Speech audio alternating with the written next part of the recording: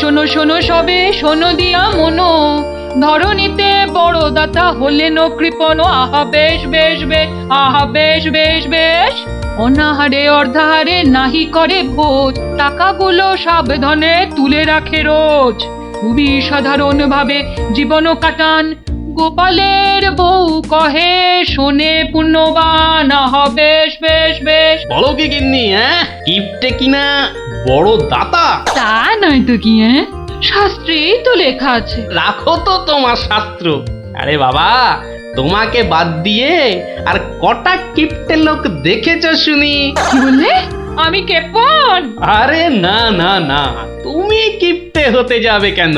আমি বলছিলাম কি, বলছি যে ওই এক কাপ চা হবে নাকি? নিকুচি করেছে তোমার চায়ের, পাঁচালি মাথায় থাক, আমি চললুম। বলি, তোদের দিদিমা দুধ চিনি খরচের ভয়ে এক কাপ চাও দিলে না আমায়। তা তোরাই বল, দিদিমাটা হাড় কিপটে কিনা? গোপাল দাদু, আজ একটা কিপ্টের গল্প শোনাও। কিপটের গল্প? হ্যাঁ, কিপ্টের গল্প। শোন তবে। একদিন মহারাজ রাজসভায় বললেন, অনেকদিন ধরেই একটা প্রশ্ন আমার মাথায় ঘুরপাক খাচ্ছে, কিন্তু কিছুতেই সঠিক জবাব পাচ্ছি না। আপনার প্রশ্ন ব্যক্ত করুন মহারাজ, আমি আর টেনশন নিতে পারছি না। পৃথিবীর সবচাইতে বড় দাতাকে? এটার কি এমন কঠিন প্রশ্ন মহারাজ?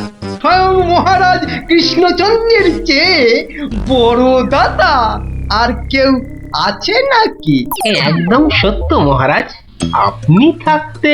কি গোপাল, তোমারও কি তাই ধারণা? কি হলো গোপাল, তুমি দেখছি খুবই চিন্তিত হয়ে পড়লে। মহারাজ অপরাধ নেবেন না হুজুর, পৃথিবীতে সবচেয়ে বড় দাতা একজন কৃপণ মহারাজ।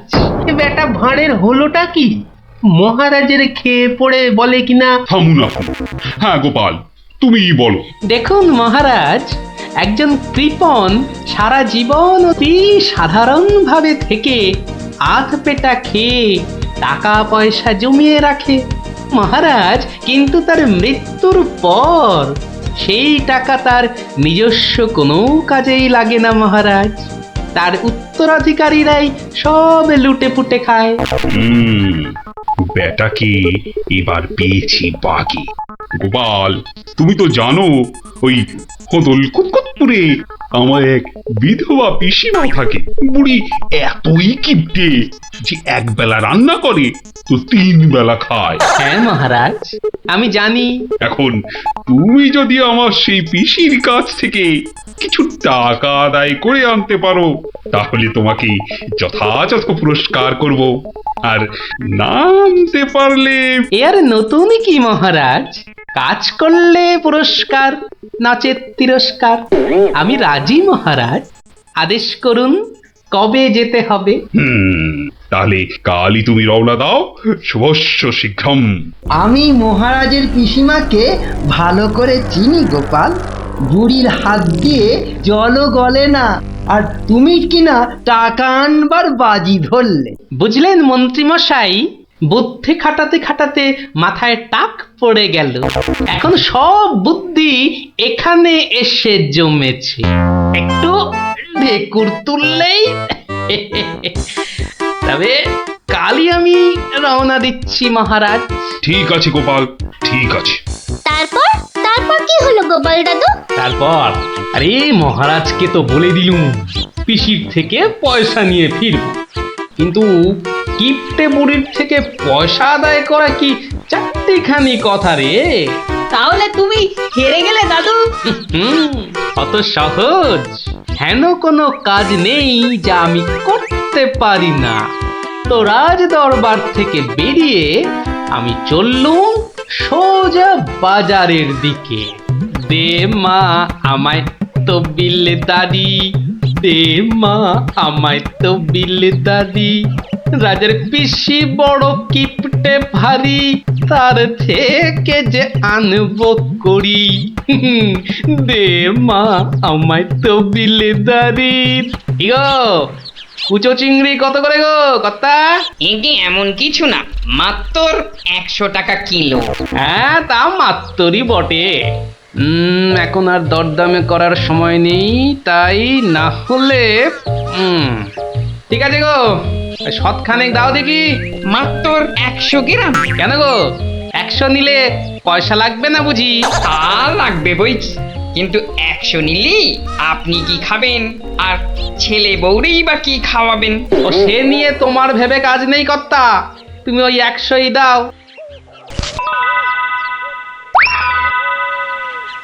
গিনি, ও গিনি, এই চিংড়িগুলো মুচমুচে করে ভেজে দাও তো দেখি গিন্নি। বলে দিন দিন তোমার বুদ্ধি শুধু লোপ পাচ্ছে নাকি? হ্যাঁ, এই শনিবারে বার বেলায় চিংড়ি এনে হাজির করলে যে বড়। হে বাবা বড় ঠাকুর, বাবা পাগলটার অপরাধ নিও না বাবা। যাও যাও যাও যাও, ওগুলো ফেলে দিয়ে এসো গে। ফেলে দিয়ে এসো গে? অত সস্তা, ফেলে দিলেই হলো। এ জেসে মাছ নয় গিন্নি, এ হচ্ছে পুরস্কার আনবার মাছ। পুরস্কার আনবার মাছ? ব্যাপারটা কি? একটু খোলসা করে বলো দেখি। আরে বাবা, আগে যা বলি শোনো, শোনো দেখি। সত্যি গো, তোমার কত বুদ্ধি। দাও দাও দাও দাও, আমি এক্ষুনি মাছগুলো ভেজে রাখছি। এই নাও, এই নাও তোমার চিংড়ি। দাও দাও দাও গিন্নি। আরে অনেকটা পথ যেতে হবে গো, হোদল কুতকুত কি এখানে? তবে আমি চলি গিন্নি। চলি বলতে নেই, বলো আসি, পয়সা নিয়ে আসি। ঠিক আছে ঠিক আছে, আমি আসি। কেমন?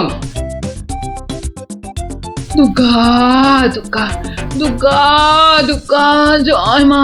মাগো, পুরস্কারটা যেন জোটে মা। অনেক দিনের ইচ্ছে, এক জোড়া মালা গড়াবো। দুর্গা দুর্গা দুর্গা দুর্গা দুর্গা দুর্গা। গোপালি চলেছে তাই ঠুং ঠাং, পয়সা বাজছে টাকে। গোপালি চলেছে খুশো চিংড়িকে ছেকে। গোপালে গোপালি চলেছে গোপাল, একটু পরে কিপটা পিসিরি পুরতে চলেছে কপালে। গোপালে গোপালে গোপাল গোপাল। পিসিমা, ও পিসিমা। কে বাছা, এই ভক্তপুরে আবার কে এলি? পিসিমা, আমি গোপাল গো, সেই কৃষ্ণনগর থেকে আসছি গো। গোপাল মানে আমার কেষ্টর ভাঁড় গোপাল? হ্যাঁ পিসিমা, আমি তোমার কেষ্টচন্দরের ভাঁড়। আর দরজাটা খুলবে নাকি এই রোদে? খুলছি বাছা, খুলছি। একা মানুষ তো, আয় আয় আয় আয় আয়, ভেতরে আয়। একদম জ্বলে পুড়ে গেছিস দেখছি। বস বস বস, আমি একটু জল এনে দিই। নে দেখিন, জলটা খেয়ে নে। একটু চিনি যে দেব, তার আর জো আছে? জানিস বাবা, মাস চারেক আগে 1 আনার চিনি কিনেছিলুম। তা হত ছাড়া পিঁপড়ে গুলো সব শেষ করে দিয়েছে গা। তুই বাবা শুধু জলটাই বরং খেয়ে নে। ও, ঢের কিপটে দেখেছি, এই তো দেখি হাড় কিপটে। না না পিসি, ওই চিনি টিনির দরকার নেই। এমন সময় এলি বাচ্চা, একটু জিরন দে তুই। আমি এক গাল মুখে দিই কিছু। না না না, তুমি ব্যস্ত হইও না পিসিমা। হ্যাঁ, তা পিসি কি রেঁধেছ গো আজ? বিধবা মানুষের আর রাধা বাড়া। গাছে লাউ ছিল, ওটা পেড়ে ঘন্ট করেছি। আর এই আতপ চালের ভাত।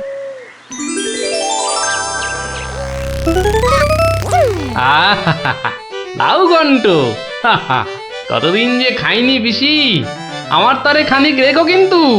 এত দূর এলাম, তোমার পাতের একটু পেশাব না নিয়ে যাই কি করে বলো তো? আচ্ছা আচ্ছা, আমি নয় খাবার শেষে পাতে খানিকটা রেখে দেব খন, তুই খেয়ে নিস।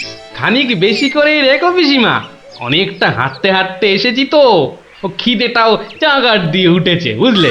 হ্যাঁ, কালুকের রান্না বেশি কোথায় পাবো শুনি? তা আমি একটু কম খেয়ে না হয় তোর জন্য রেখে দেব। হতভাগাটা আসার আর সময় পেল না, ঠিক খাওয়ার সময় এসে হাজির। নে গোপাল, আমার হয়ে গেছে, তুই খেতে বস, আমি হাতটা ধুয়ে আসি, কেমন? এক আনার চিনি 4 মাস, এবার বুড়ি দেখো, আজ তোমার আমি কিপটেমি বার করে ছাড়ব। কই রে গোপাল, বসেছি? নে নে নে, আগে খেয়ে নে, পরে তোদের সব গল্প শুনবো। তা রান্না বান্না কেমন হয়েছে রে গোপাল? অতি উত্তম। সত্যি বলতে কি পিসিমা, এই কতদিন যে লাউ চিংড়ি খাইনি, কি বলবো তোমায়। আরেকটু হবে নাকি পিসিমা? কি বললি? লাউ চিংড়ি? তোরে কি মাথা খারাপ হয়ে গেল নাকি রে গোপাল? আমি বেদবা মানুষ, চিংড়ি মাছ আমায় খেতে আছে যে রাঁধবো? বললেই হলো পিসিমা, তুমি না রাঁধলে থালায় এলো কি করে শুনি? এই দেখো। কিন্তু আমি তো কই কই কই কই দেখি। হরি হরি হরি হরি হরি হরি। তুমি নিজেই তো দেখলে পিসিমা, সত্যি কথা বলতে কি, ওই বিধবা হলেও একাদিন খেতে দোষ নেই পিসিমা। তাছাড়া এই কথা ওই তুমি আর আমি শুধু জানলাম পিসিমা। বাবা গোপাল, তোর দুটি হাতে ধরে বাবা, এক কথা তুই কাউকে বলিস নে যেন। এ সত্যি না বাবা, সত্যি না। তা না হয় হলো, কিন্তু ওই মহারাজ যদি আমাকে জিজ্ঞেস করেন, তুমি তো জানো পিসিমা, আমি আমার বউকেও মিথ্যা বলতে পারি, কিন্তু মহারাজকে আমি পারবো না পিসিমা। কেষ্ট যেমন তোদের মহারাজ, আমিও তো তার পিসি নাকি? নে নে বাবা, এই কটা টাকা রাখ, কিন্তু তুমি আমাকে ভারী ফ্যাসাদে ফেললে পিসিমা। মহারাজকে মিথ্যা বলতে গেলে না পিসিমা, আরো কিছু ছাড়তে হবে। আরো? নে নে দেখ, এতে কত আছে? দেখি দেখি দেখি, একটু বেশি পেলেই ভালো হতো, তা এর বেশি নেই যখন, তখন। দেখিস বাবা, এই বেদবার সম্মানটা বাঁচাস বাবা। তুমি নিশ্চিন্তে থাকো পিসিমা, আমার কথার নড়চড় হবার নয়।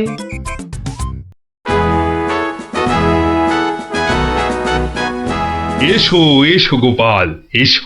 কিন্তু তোমার মুখটা ওরকম বিষণ্ণ দেখাচ্ছে কেন? নিঘাত পিসিমার কাছে জব্দ হয়ে এসেছো। সে আর বলতে, আমি গোপালের মুখ দেখেই ধরেছি ব্যাটা আজ একেবারে লেজে গোবরে হয়ে গেছে।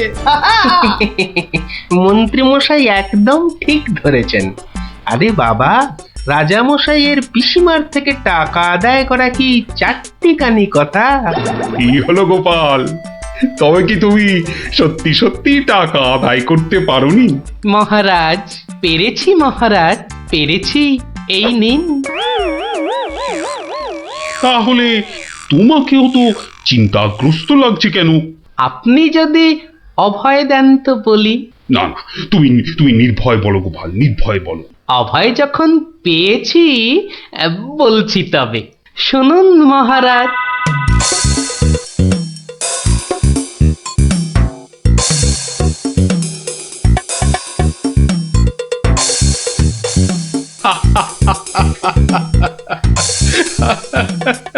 তোমার তোমার তুলনা নেই গোপাল, সত্যি তোমার তুলনা নেই। তবুও তুমি তুমি এত বিষণ্ণ কেন? আগে আপনার বিধবা পিসিকে ঠকিয়ে। না না গোপাল, একদম নয়। আমি তো শুধু টাকা আদায় করতে বলেছিলাম, অন্য কোনো শর্ত তো ছিল না। তুমি তোমার বুদ্ধি দিয়ে যে কাজ করেছো তাতে আমি খুব খুশি। তাও মহারাজ। তুমি তুমি চিন্তা ছাড়ো গোপাল, চিন্তা ছাড়ো।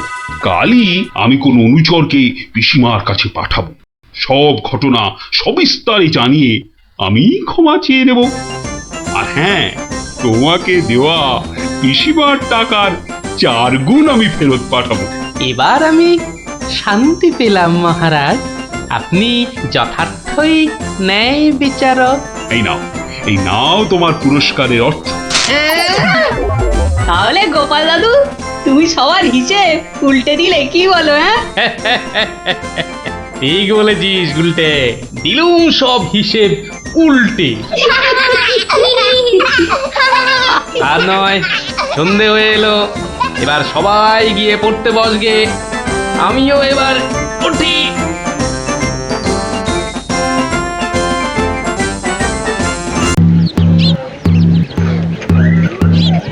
শোনো শোনো শোনো, নবদ্বীপের বুড়ো বুড়ি ছোঁড়াছুড়ি ভালো করে শোনো।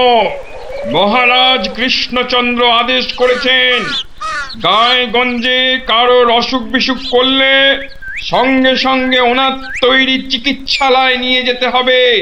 দেরি করলে বিপদ হবে। ও ঘচক মশাই, আমরা সব পাড়ায় পাড়ায় পা খেয়ে বেড়াই, আমরাই তো সবাইকে বলবো। শোনো শোনো শোনো, নবদ্বীপের বুড়ো বুড়ি ছোঁড়াছুড়ি ভালো করে শোনো। সত্যি ভাই, আমাদের মহারাজের সব দিকে নজর। কত বড় রাজা, তবু একেবারে মাটির মানুষ। সত্যি পুটি, কত বড় রাজা কিন্তু কাউকে ভয় দেখায় না। শুনলাম নদিয়ার রেঁদাচোর ধরা পড়ার পর থেকে ওকে খালি কাতুকুতু দেওয়া হয়েছিল। লোকটা হাসতে হাসতে দম বন্ধ হওয়ার জো। আর আমাদের নেড়িমুদিকে ওজন কম দেওয়ার জন্য কি শাস্তি দিল ভাবো? কি শাস্তি গো চিমটি? 57টা বড় বড় বাতাসা খাওয়ালো। নো জল, নট কিচ্ছু। এসব তো আমাদের রাজা মশাইকেই মানায়। আসলে এসব গোপাল দাদুর বুদ্ধি। ঠিক বলেছিস। তা সে কি রে, সকাল বেলায় সবাই একেবারে বাড়িতে হাজির। হ্যাঁ, কি ব্যাপার ন্যাপলা? গোপাল দাদু, আজ সকালেই রাজামশাইয়ের ঢেড়াদার ঢেড়া পিটিয়েছে। কারোর অসুখ করলে সময় নষ্ট না করে চিকিৎসালয় নিয়ে যেতে হবে। এই জন্য সপ্তদ্বীপে অত বাচ্চা কদিনে মরে গেল। কি দুঃখ! ওই ঢেড়া দেবার বুদ্ধি তার মাথায় এলো গোপাল দাদু? নিশ্চয়ই তোমার। না রে বাপু না, আমি হলাম গিয়ে গোপাল ভাঁ। এ বুদ্ধি আমার আসে নাকি বল? তাহলে রাজামশাইয়ের বুদ্ধি? রাজা মশাইয়েরও না। তাহলে কার বুদ্ধি? এই হলো আমাদের রাজবৈদ্য মহাশয়ের, বুঝলি? কত বড় কবিরাজ তিনি, তার চিকিৎসার গুণে মৃত্যুও হেরে যায়। ভাগ্যিস ওর মতো লোককে ঠিক মতো রাজবৈদ্য নির্বাচন করা হয়েছিল। লেভেলের লোক তো আর কম আসেনি। কি করে নির্বাচন করা হলো গোপাল দাদু? সে এক ব্যাপার বুঝলি। মস্ত ব্যাপার, শুনি নাকি? শুরু করো গোপাল দাদু। শোন তাহলে। সে বছর খুব গরম পড়েছিল, প্রাণ একেবারে হাইড হাই যাকে বলে। ঘরে ঘরে অসুখ। এই সময়ে রাজামশাইয়ের চিকিৎসালয়ের যে বড় কবিরাজ, তিনি চলে গেলেন কাশীতে। যা বাবা, সে তো মহা বিপদের কথা, ভাববার কথা। সে আর বলতে। সবচেয়ে ভাবনা হলো রাজামশাইয়ের। প্রজাদের শরীরের কথা ভেবে ভেবে রাজামশাইয়ের ঘুম নেই একেবারে। রাজসভায় পাইচারি করে বেড়াচ্ছেন, সভা পণ্ড।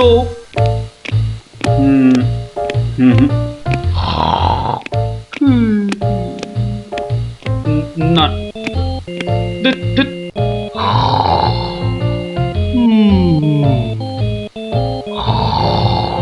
গোপাল!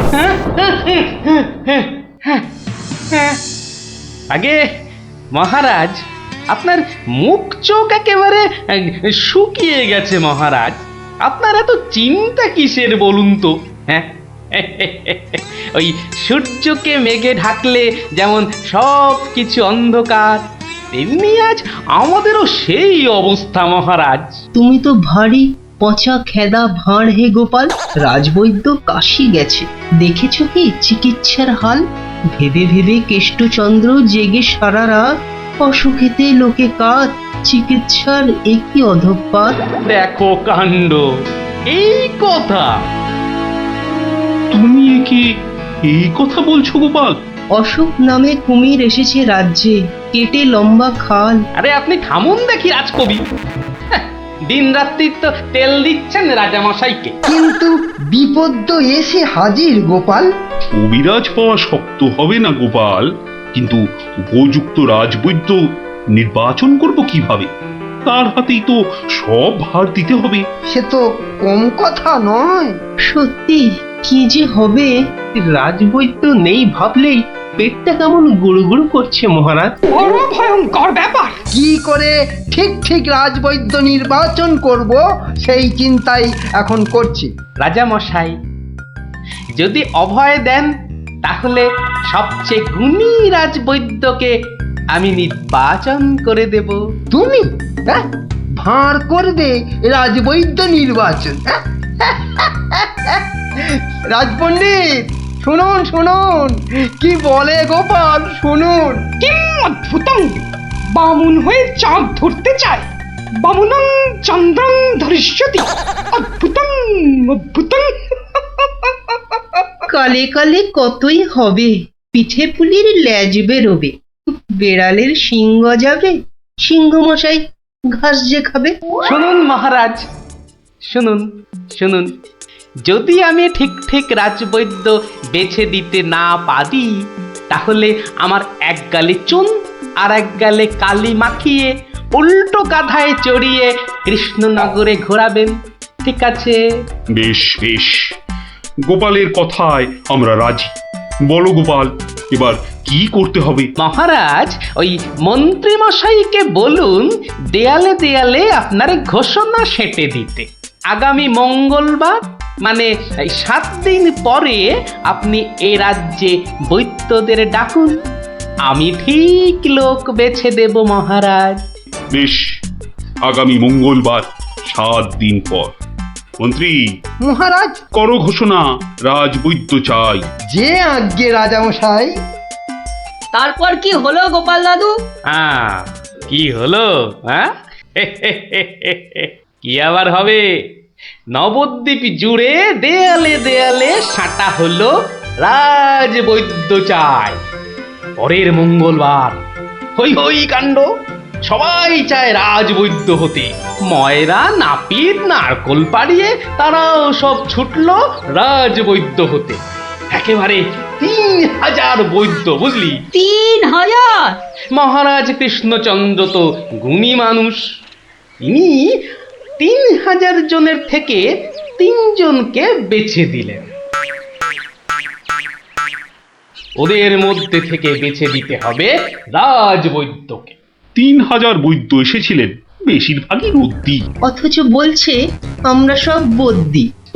আরে চুপ করো না বাপু, রাজামশাইকে বলতে দাও না ভায়া। আমি 3000-এর মধ্যে 3 জনকে বেঁচেছি। এইবার তোমাকে আসল বাছা বাঁচতে হবে, আর ঠিক মতো না হলে এই গালে মাখিবে চুন, ওই গালে কালি, গাধায় চড়িয়া ভাঁড় খাবে গালা গালি। আমি তৈরি আছি কবি মশাই।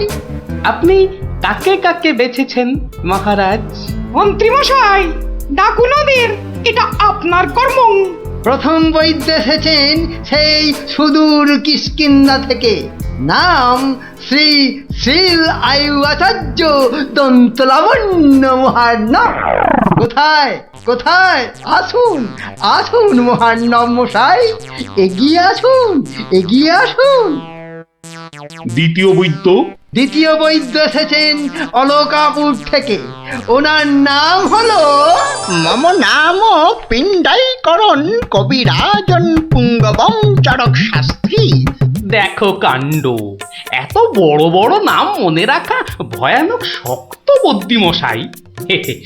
আমি ওনাকে বলবো আচার্য মশাই, আর আপনাকে বলবো শাস্ত্রী মশাই। মন্ত্রী মশাই, এবার তৃতীয় কবিরাজকে ডাকুন। তৃতীয় কবিরাজের নামটা বড় ছোট, শাস্ত্রী নয়, আচার্য নয়, নবদ্বীপের লোক, খুব বয়স হয়েছে। ওর নাম হলো, আমাকে লোকে বলে বুড়ো কবিরাজ। কি কি রোগের চিকিৎসা করেছেন একবার বলে দিন। বলতে গেলে আমি কোনো রোগেরই চিকিৎসা করি না, একদম আকার। অথচ আমায় যদি বলতে বলেন, এক নিঃশ্বাসে ৭৩,০০০ রোগ বলে যাব। হ্যাঁ, ওলাউটো, পেঁজরা, খোস, কাশি, সর্দি গর্মি, তরকা, কম্প, ঝম্প, শ্বেত সার, কত হলো? কে এমন মূর্খ আছে যে গুনবে ভারমশাই? ও যদি ৭৩,০০০ রোগের নাম বলে, আমি বলবো ৮৩ লাখ। সব বড় বড় রোগ, সর্দি কাশির মতো নাতি নাতনি রোগ নয়। শুনুন তাহলে, যক্ষা, রক্তাম্বু, অস্থিবাস, বেগুন চোরা, দাপট কাঁটা, আটকা, মরা মাছ, হাঁস পোকা। থামো থামো থামো, ও এ তো কানের পোকা, নাড়িয়ে ছেড়ে দেবে। শুধু কানে কেন মহারাজ, কানে, বগলে, নখে, সর্বত্রই পোকা নড়বে, তবে আমার নাম শাস্ত্রী। গোপাল, আর বিলম্ব করলে দেশত্যাগী হব বলে দিলাম। বেশ বেশ মহারাজ, আমি শুরু করি।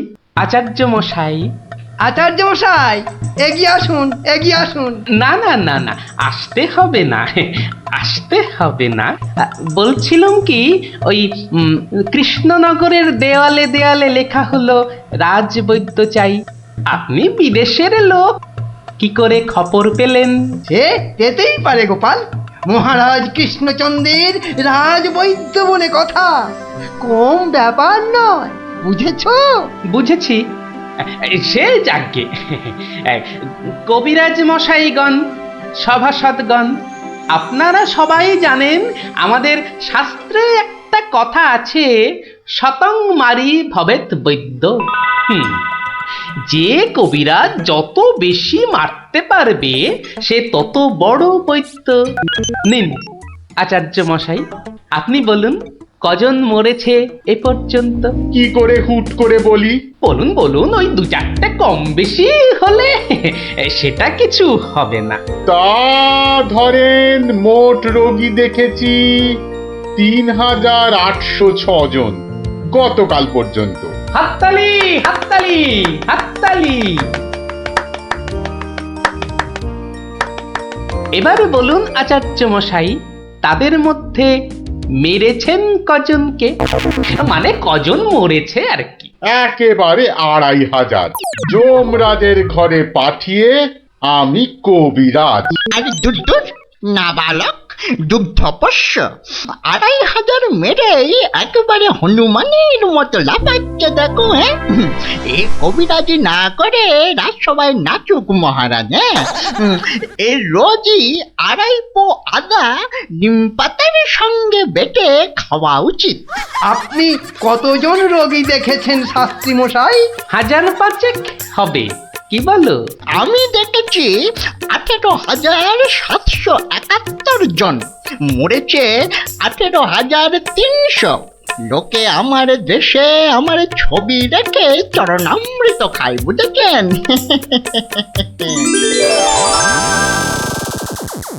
বুঝলেন তো? একবার দুজন সৈনিক দৌড়াতে দৌড়াতে এসে থামলো, খবর এনেছে ওরা। তা আমি শক্তি বাড়াবার জন্য একটু শরবত দিলাম। ওরা খেলো? খেলো, ফুলে গেল, পটাং করে ফেটে মরে গেল।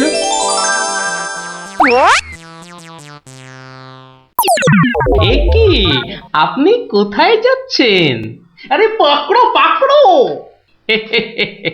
আপনি কোথায় পালাচ্ছেন দাদু মশাই? আমাকে ছেড়ে দিন মশাই, আমি এদের মতো অত গুণী নই। সে কি, রোগী দেখেননি আপনি? দেখেছি মশাই, কিন্তু বড় কম। কেন কম কেন? আমি যে রোগ হতেই দিই না। আমার গুরু আমায় শিখিয়েছেন, রোগের কারণগুলো নষ্ট করে দিলে রোগই হবে না। আমি যে তাই করি। কত রোগী এতদিন দেখেছেন কবিরাজ মশাই? সারা জীবনে আমি দেখেছি 1000 খানেক রোগী, আর মরেছে মাত্র 30 জন। তাতেই আমার লজ্জা করে। তাই বলছিলাম, আমায় ছেড়ে দিন। আমি এদের মতো এত বড় কবিরাজ নই। আমি বড় তুচ্ছ। এখানে এসে খুব ভুল করেছি। কিন্তু কবিরাজ মশাই, এখানে না এলে আপনি আরো ভুল করতেন যে। কারণ মহারাজ কৃষ্ণচন্দ্র আপনার মতন রাজবৈদ্যকেই খুঁজছেন। যে কবিরাজ রোগের কারণগুলো নষ্ট করে দেন, তিনিই যে শ্রেষ্ঠ। যে কবিরাজ রোগীর মৃত্যু হলে দুঃখ পায়, লজ্জা পায়, তিনিই তো শ্রেষ্ঠ। মহারাজ, এই আমার শ্রেষ্ঠ কবিরাজ। নির্বাচন শেষ মহারাজ। সাবাস গোপাল, সাবাস। তোমার রাজবৈদ্য নির্বাচন এই দেশের সর্বশ্রেষ্ঠ শিক্ষা। তুমি শুধু হাসির রাজা গোপাল ভাঁড় নও, তুমি এই বাংলার অলংকার। সত্যি গোপাল দাদু ঠিক বলেছিলেন রাজবৈদ্য। রোগের চিকিৎসার চেয়ে বড় হলো রোগ হতে না দেওয়া। তাই সামান্য রোগ হলেই চিকিৎসালয়ে আসতে বলে ঢেড়াদার ঘুরে বেড়াচ্ছে। এমন রাজবৈদ্যকে তুমি বলেই নির্বাচন করতে পেরেছো। রাজা মশাই ঠিকই বলেছেন, তুমি শুধু হাসির রাজা নও, তুমি জ্ঞানের রাজা গোপাল ভাঁড়। খাওয়ান, আমি কজন হিন্দু গণৎকারকে চাই। কাল সকালেই আমার সবাই যেন দেখতে পাওয়া যায়। পালকি পাঠালাম, ভবদীয় নবাব বর্দি আলী খাঁ। আমি তো ভাগ্য গণনা করি না, একদম ছেড়ে দিয়েছি রাজা মশাই। এই ল্যাংড়া, তুই বাইরে যা দাদা। আমার মনে হয় ওই হরচক্রবর্তী আর পঞ্চানন আগমকে পাঠিয়ে দি। দাবি নেই। হ্যাঁ, বড় নৈবেদ্য খাবার বেলা তুমি জ্যোতিষী, আর এখন এখন তুমি তুলসী পাতা না? হরু যাবে কেন? হরু যাবে কেন? জানিস মহারাজের সঙ্গে নবাব সাহেবের শত্রুতা। আগে মহারাজ, এই হরু আর পঞ্চাকে বাঘের মুখে ঠেলে দেওয়া কি ভালো দেখায়? আমি বলি কি মশাই, জ্যোতিষ মশাই যান। কত লেখাপড়া, মা সরস্বতীর আঁচল চাপা পণ্ডিত। কি মুখ খুঁড়ে এই কৃষ্ণপক্ষে আমি যাব নবাবের কাছে? আমি বলছিলাম, গণৎকার বলে আমাকেই পাঠিয়ে দিন। ওই নবাবটা আমার 1 নম্বরের শত্রু। জানি গোপাল, জানি। ওই জন্যই তোমাকে পাঠাতে যে বড় ভয় পাই। তুমি কি বলো? আমার মনে হয় মহারাজ, জ্যোতিষী হরু ঠাকুর আর পঞ্চু ঠাকুরকে পাঠিয়ে দিন। নইব নইব, মুখ খুব ভাঁড়। বলছি এটা কৃষ্ণপক্ষ। আমি তো আর কষতেই জানি না। আমি গিয়ে কি করব বলুন? আমি তো কথাই বলতে পারি না। তবু তোমরা তিনজনই যাবে। সেনাপতি, ঘোষণা করো। মহারাজ ঠিক করেছেন, মুর্শিদাবাদের নবাবের সভায় কাল যে তিনজন গণৎকার উপস্থিত হবেন তারা হলো এই জ্যোতিষী মশাই ও হরু ঠাকুর আর পঞ্চা ঠাকুর।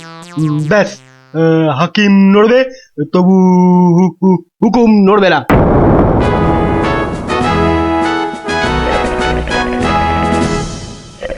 বন্দগি জাহাপনা, আপনি হলেন গিয়ে গরিবের যাকে বলে কিনা মা বাপ। জনাব, যা হুকুম করবেন তাই করে দেব। মহারাজ তাই বলেই পাঠিয়েছেন। অথচ হুজুর, আপনার নসিব গণবার মতো কোনো ক্ষমতাই আমাদের নেই। খামোশ, তাই আমাদের নেই। হুজুরের নসিব গনবা তোরা কে রে? তোরা কে? বেত্তামিজ। কাকে ধরে এনে পাঠালো কৃষ্ণচন্দ্র? জাহান নামে যাওয়ার জন্য কম্পাক পা বাড়িয়ে দিয়েছে। এতদিনে হুজুর আচ্ছা কসরত করেছেন, ফাঁদে পড়েছে আহাম্মুকটা। খালি পাশ কাটিয়ে পালায়, খালি পাশ কাটিয়ে পালায়। এই পণ্ডিত কটাকে তিনটে বাপ জানতে চাই, না বলতে পারলেই শুল। হ্যাঁ, এ উজিরটা কি রে? ভুলে বসিয়ে কি হবে? কয় কয় 20 সাল কয়। জি কয়েল লাগে 20 সাল টোপ্পা। মামা মরে যাব খোদা বন্ধ। ছেলে পিলে সব গাছতলায় গিয়ে বসবে, কেউ জুটবে না জনাব। আমার আবার ভাতে একটু ঘি না পেলে চোয়া ঠেকুর ওঠে। তার চেয়ে তিনটে সওয়াল পুছতে বলুন উজির সাহেব। यही मर्द का बात। কি করব হুজুর? ডাঙায় বাঘ আর জলে কুমির। আপনাকে খুশ করে না ফেললে কৃষ্ণচন্দ্র ছাড়বে নাকি? জান কবুল, সওয়াল পুছ করুন। बहुत अच्छा। पहला सवाल, माटिर नीचे की আছে? মাটি আছে। मिट्टी के अंदर में क्या है? দ্বিতীয় প্রশ্ন, পৃথিবীর মাঝখান ঠিক কোন জায়গাটা? আমি তো রাজ সরকারে জরিপ করি না খোদাবান। সত্যি বলছি, আমিও করি না। মাসে তোলার দিব্যি। জরিপের লোক সব আলাদা, এ মা কালীর দিব্যি। तीसरा सवाल, 3 নম্বর প্রশ্ন, পৃথিবীকে এক পাক ঘুরতে গেলে কি করতে হবে? পায়ে হেঁটে। पैदल पैदल। কি মুশকিল, অত হাঁটা যায় নাকি? সাদা সাপটা কথা জানাব, আমাদের বইয়ে এসব সওয়ালের কোনো জবাব নেই। দিন দিন গারদে পাঠিয়ে। क्या तुम जवाब देगा? जी। 3 सवालेर जवाब देगा? बहुत अच्छा। बताओ। আমি একটা জবাবও দিতে পারবো না হুজুর। ফাটকে চালান করে দিন, এর চেয়ে মরা সহজ।